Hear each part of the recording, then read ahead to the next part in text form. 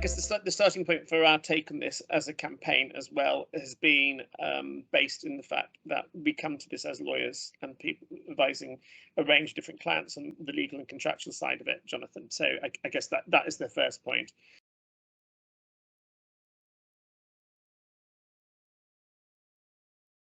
We're not economists, we're not management consultants. I think if we, were part of the big four, we'd maybe come to it with a slightly different perspective, but we're a professional services firm which is based around law and has got law at its heart. So I guess that's our starting point.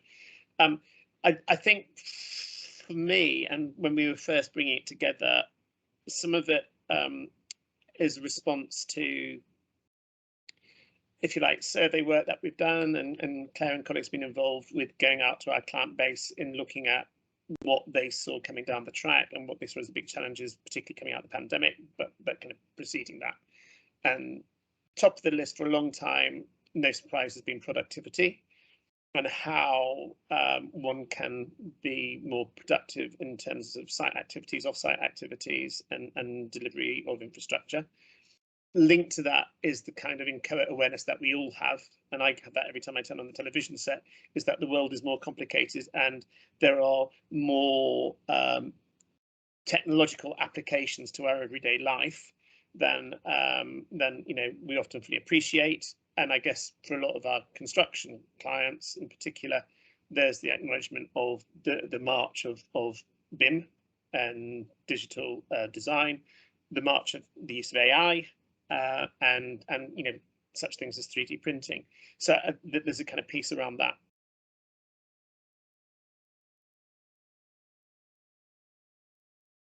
From our survey, we saw our survey results were very much along the lines of a lot of our corporate clients acknowledging that there was a knowledge gap and a capability gap in relation to industrialisation. And there were some fairly punchy questions, and I'm sure we can let you have the kind of survey responses on that, of clients which recognise the need to invest in that area. And there were some fairly ambitious statistics about clients talking about making acquisitions of technology providers, or at least working more closely with technology providers. And that kind of came at a time also when, and is slightly contrary to the kind of situation going into the pandemic, that a lot of our clients were looking to try and bring their supply chain in-house. So, before pandemic, there was a lot of choice about extended supply chain, working in joint ventures. During the pandemic and post-pandemic, there's been a bit of a reappraisal of bringing things back in-house, and along with that, trying to look at the way in which the supply chain being brought back in-house will be harnessing the use of technology and technological solutions to, very, very long-standing problems of how to do things better on site. So you've got productivity, you've got what's this thing called technology, and how does that kind of work?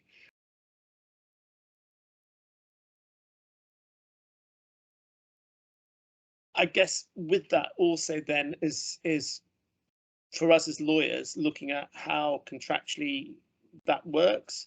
And a lot of the contracts and building contracts in particular that we work with are very much rooted in the era of 19th century quill and pen.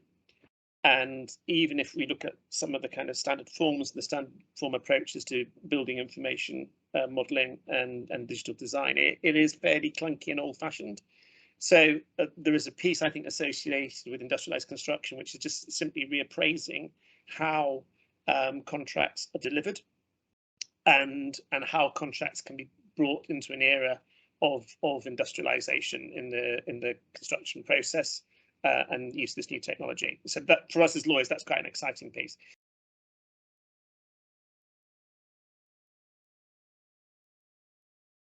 For me personally, one of the things which I've been doing in the last 2-3 years now is working for the ICE on their Project 13 and looking at collaboration. And I think with that, the industrialisation agenda and the use of things like modern methods of construction, there is a real drive, I think, to look at a more collaborative construction model.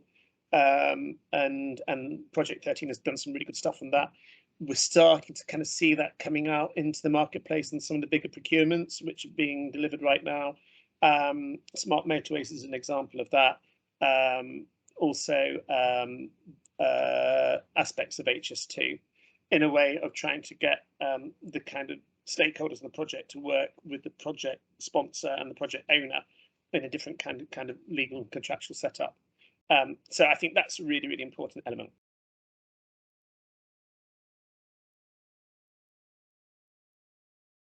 And then I guess the final piece of the jigsaw, so technology, productivity, collaboration in the contracting space is the whole environmental ESG decarbonisation agenda, and it kind of is very, very closely linked to productivity, because unless and until we can start getting smarter and more efficient in the way that we deliver projects, we are still going to be hampered by inefficiency, waste, levels of carbon in both the embodied carbon and then kind of carbon and in terms of how assets are being used after they've been built. And we kind of see, and having had conversations with clients around this, that actually industrialization is a way of kind of achieving that important ESG agenda. And that for me is the kind of game changer. I mean, I'm coming up for my 30th year at Masons and Pinsent Masons. Although obviously a lot of colleagues find that hard to believe, given my youthful appearance, but and there's an awful lot of cynicism around this space, which you see right the way back to the Latham report and the origins of the Housing Grants Act of UK construction in particular is always very, very inefficient and full of wastage. And that kind of comes around, and every now and again somebody sticks their head on that and says, oh, we've got a great solution for that.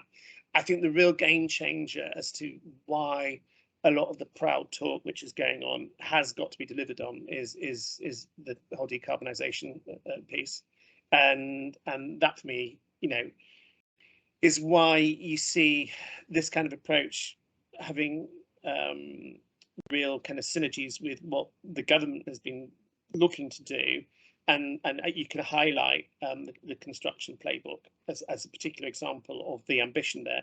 But again, the cynicism around that says, yeah, right, well, that's fine. It is hugely aspirational, but I've been working on this project, and this government department actually obviously hasn't bothered picking up the construction playbook and doesn't know anything at all about it. So there is the kind of cynicism which kind of goes to the construction playbook, whether I think it's a great achievement. But probably more brutally and more importantly is the public procurement note, which kind of came out last year, which again, probably colleagues may have been talking about, and you may have looked at, which is PPNO 621, which is the price of entry onto major government procurements now has got to be that you have your own decarbonisation plan, and you are able to demonstrate how you're achieving that decarbonisation plan. Because if you can't do that, then you won't make it onto the tender list. And I guess that's probably for me, for a lot of players, where the whole industrialisation piece comes in, because it's actually tackling that kind of process as a way of delivering on a decarbonisation plan, which is what you will need to have as the price of admission for any government procurement over £5 million. So that I think for me is the biggest thing of all, and I think that will be kind of backed up with kind of shift in the finance market, which again, my project finance colleagues can wax lyrical about this, which actually, in order to attract external funding, in some respects, the funding community is way ahead of government procurers and the construction industry, because investment in certain types of assets is going to have to be able to wash its face in terms of embodied carbon and overall carbon for the way in which the project's being delivered. And I can see that's only going to be getting harder. And it's that kind of whole governance piece. If I'm a GC, and again, coming back to the legal perspective, if I'm a GC sitting on the board, I'm now going to have to start reporting to my fellow directors about how we are complying with our carbon commitments. And that will be tied up with any kind of corporate funding and specific project finance arrangements for the deals that I'm going to have in the order book. And if I can't tell my fellow directors what's going on and what's doing there, then I'm going to be looking right old pickle. The analogy would be with the kind of corporate responsibility for health and safety, and the idea that kind of killing people on building sites has been, not taken seriously enough, and the kind of way in which we construct our projects has not been taken seriously enough. And that whole shift change with HSE, 10 years ago and going on now, and post Grenfell, further accelerating. It's that whole compliance piece around it, which I think takes you back to need for industrialisation.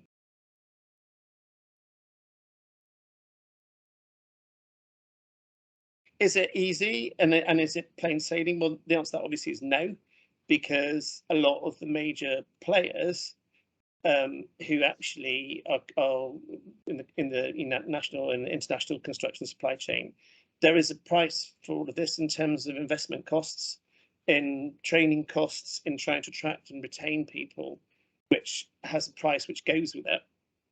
And a lot of the balance sheets of these companies and organizations ain't great. And there are some kind of bright lights where there's been sensible government investment, particularly in relation to the use of modern methods of construction for the residential and commercial market.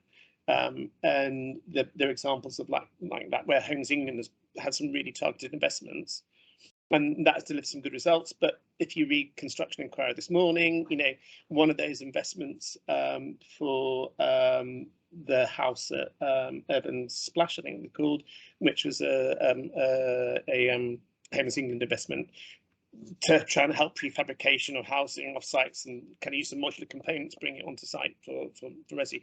They've just gone into administration. So it is difficult, a difficult landscape. But I think the key point for me in all of this is that it's not a nice to have. It's an absolute fundamental and essential.